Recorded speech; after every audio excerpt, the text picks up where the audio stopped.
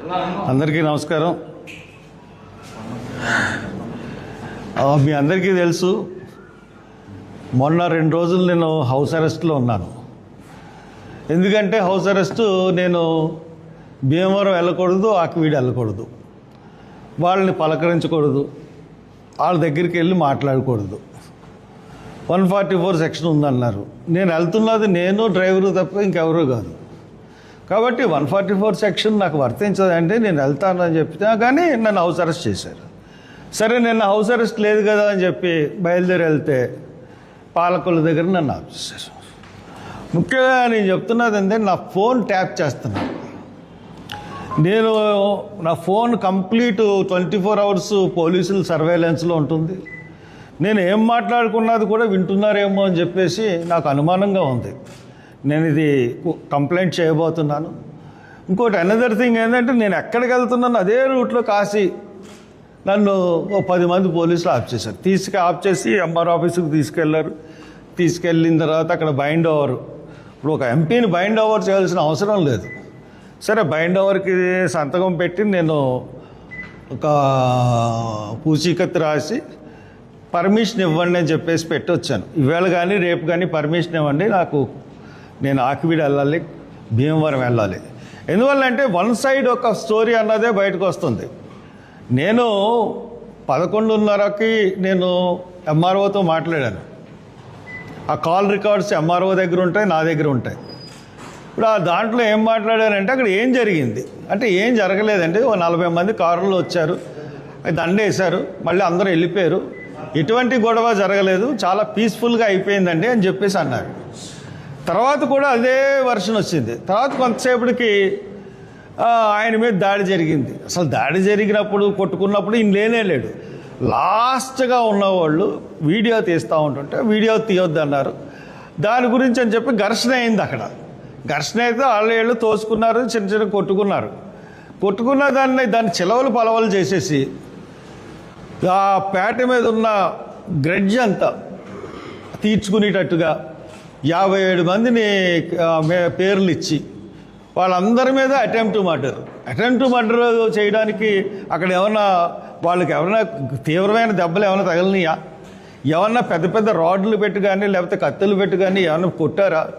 అటువంటి ఏం జరగలేదు. కానీ వాళ్ళు మామూలు కేసులు పెడితే స్టేషన్ బెయిల్ ఇవ్వాల్సి వస్తుందన్న ఉద్దేశంతో ఓన్లీ స్టేషన్ బెయిల్ ఇవ్వకుండా చేయాలి, వీళ్ళని హెరాస్ చేయాలి అని చెప్పేసి ఒక 57 మంది మీద పేసి సుమారు 50 మందిని లోనికి తీసుకెళ్లారు.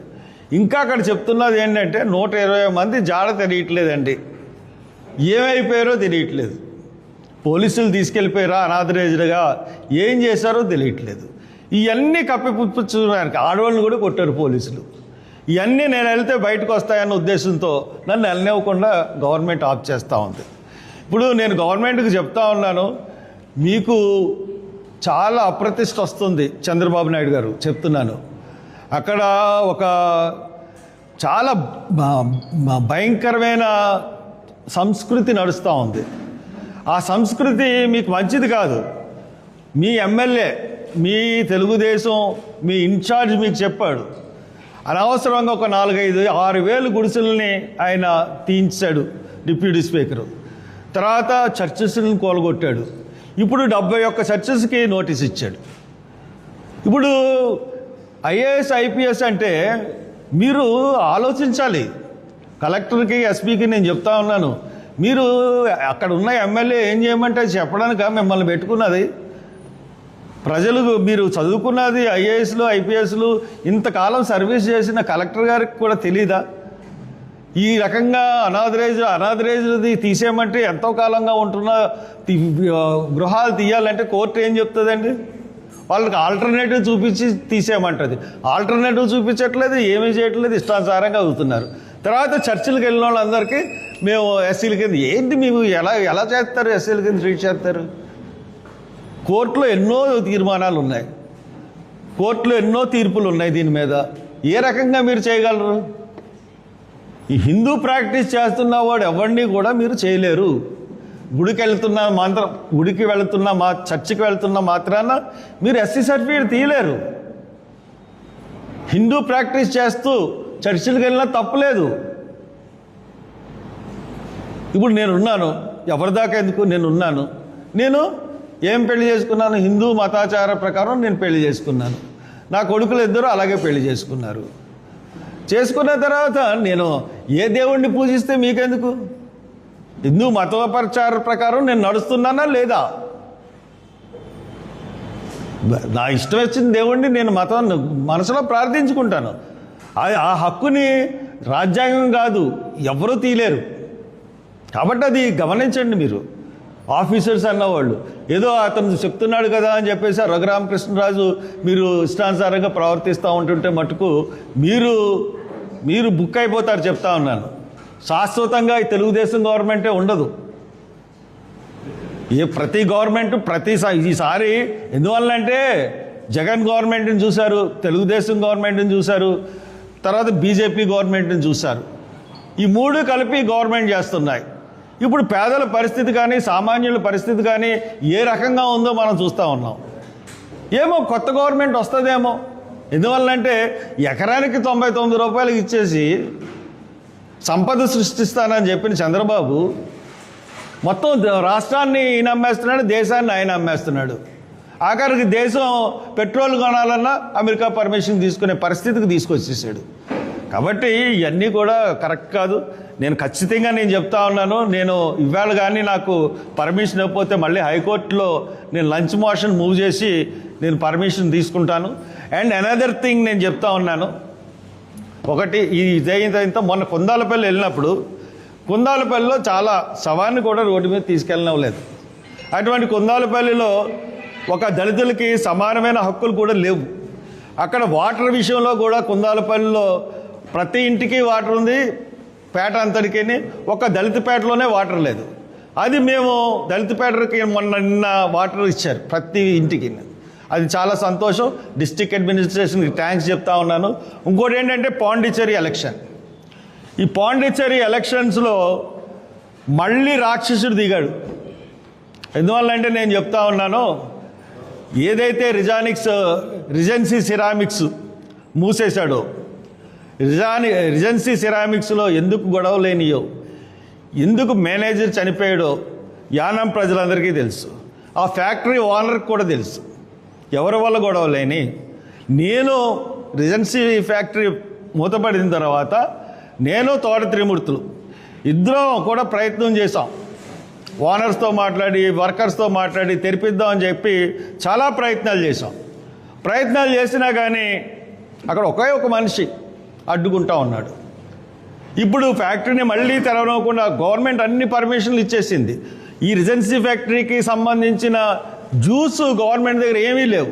అయినా కానీ ఫ్యాక్టరీని అక్కడ తెరిపించకూడదని చెప్పి ఒక మనిషి కంకణం కట్టుకుని కూర్చున్నాడు. ఆ మనిషే ఈ గొడవలన్నీ చేయించాడు. నేను చెప్తా ఉన్నాను, నా మీద లేనిపోని అవాకులు చవాకులు పేలుతూ ఉన్నారు అందరూ. సోషల్ మీడియాలోనేంటి కొంతమంది డైరెక్ట్గా మాట్లాడుతూ ఉన్నారు, రిజెన్సీ సిరామిక్స్లో నేను అల్లర్లు చేయించానండి. నాకు సంబంధం ఏంటి రిజెన్సీ సిరామిక్స్లో అల్లరి చేయించడానికి? నేను ఢిల్లీలో ఉన్నాను. అయినా కానీ నేను చెప్తా ఉన్నాను, ఆ రోజు ఢిల్లీలో ఉన్నాను. ఢిల్లీలో నేను ఆ రిజెన్సీ సిరామిక్స్ ఆ ఫ్యాక్టరీ ఎవరైతే వర్కర్స్ ఉన్నారో వాళ్ళకి నేను ప్రెసిడెంట్ని. కానీ ఎప్పుడు కూడా నా ప్రెసిడెంట్ కాలంలో ఎప్పుడు కూడా రిజెన్సీ సిరామిక్స్ దగ్గరికి నేను వెళ్ళిన పాపాన్ని లేదు. అది అందరికీ తెలుసు. వాళ్ళు ఏదో పెట్టుకుంటా అన్నారు, వాళ్ళు యాజిటేషన్ చేస్తున్నాం అన్నారు. యాజిటేషన్ చేయండి, ఎందుకు?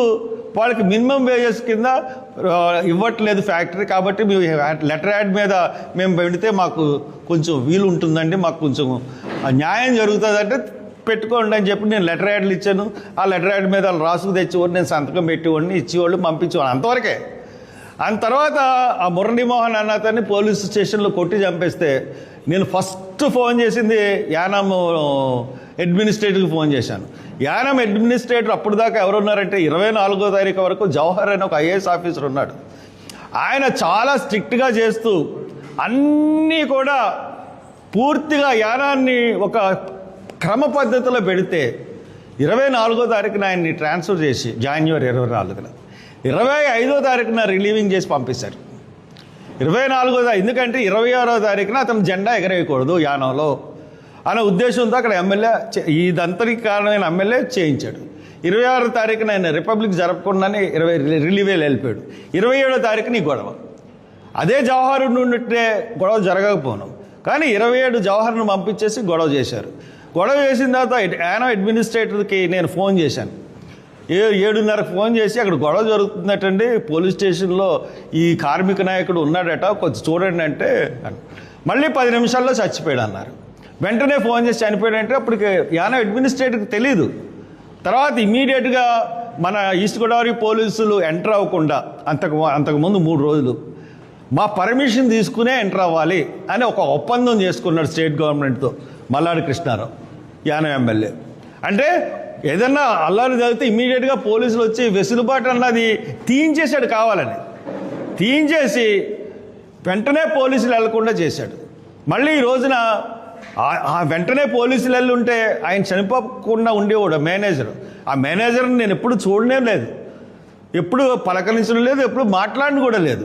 అలాగే ఆ మురళీమోహన్ నాథ్తో తెలుసు నాకు, నా ప్రెసిడెంట్, నేను ఆనరబుల్ ప్రెసిడెంట్, కానీ నా దగ్గరికి వచ్చేవాడు.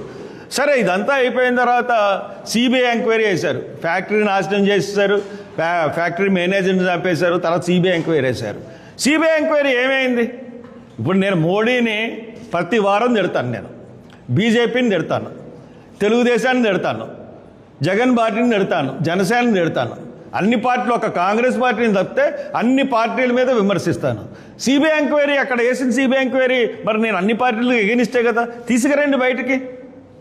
అప్పుడు జరిగింది, ఎప్పుడు జరిగింది అది మీరు తీసుకురండి, తీసుకొస్తే దాన్ని బట్టి మీరు దాని ప్రకారం మీరు నా మీద యాక్షన్ ఉంటే తీసుకోండి. లేదంటే యానం సిరామిక్స్ ఫ్యాక్టరీ ఓనరు ఎవరైతే ఉన్నారో ఆయన పేరేంటి, తాతారావా, ఆయన పెద్ద ఆయన, 90 సంవత్సరాలు ఎంతో ఉంటాయి ఆయనకి, పెద్ద ఆయనే రిజెన్సీ ఫ్యాక్టరీని పెట్టాడు అక్కడ, యానం స్థితిగతులను మార్చాడు. ఆయన తెలుగుదేశానికి సంబంధించిన ఆయన నోట్లోంచి ఒక మాట, ఆయన చౌదరి కమ్యూనిటీ, ఆయన నోట్లోంచి ఒక మాట, హర్ష్ కుమార్ ఇదంతా చేశాడన్న ఒక మాట అనిపించండి, నేను రాజకీయాలకి శాశ్వతంగా దూరం అవుతాను. మళ్ళీ రాజకీయం ఈ మైకుల ముందు కూర్చోండి, నేను ఛాలెంజ్ చేసి చెప్తున్నాను. Recency factory owner Harsh Kumar వల్లే అయింది, హర్ష్ కుమార్ వల్లే ఈ రోజున ఫ్యాక్టరీ పెట్టలేకపోతున్నాను అని అనమానండి. మొన్న ఆయన క్లియర్గా చెప్పాడు, మల్లాడి కృష్ణారావు వల్లే నేను ఫ్యాక్టరీ పెట్టలేకపోతున్నాను, అతనే అడ్డుకుంటాడు ఫ్యాక్టరీ పెట్టకుండా, అప్పుడు గొడవలు కూడా అతనే చేయించాడని ఆయనే చెప్పాడు. ఆయన చెప్పిన వీడియో కూడా నా దగ్గర ఉంది, నేను ఫేస్బుక్లో కూడా పెట్టాను. కాబట్టి ఇప్పుడు నేను యానం ప్రజలకు చెప్తున్నది ఏంటంటే, మళ్ళీ మీ స్వాతంత్రాలని కబళించే ఒక మనిషి మళ్ళీ బయలుదేరాడు, మల్లాడి కృష్ణారావు. ఇట్టి పరిస్థితుల్లో మల్లాడి కృష్ణారావుకి మీరు ఓటేశారంటే మీ పరిస్థితులు, ఇంతకుముందు పరిస్థితులు ఎలాగున్నాయో అలాంటి పరిస్థితులే వస్తాయి.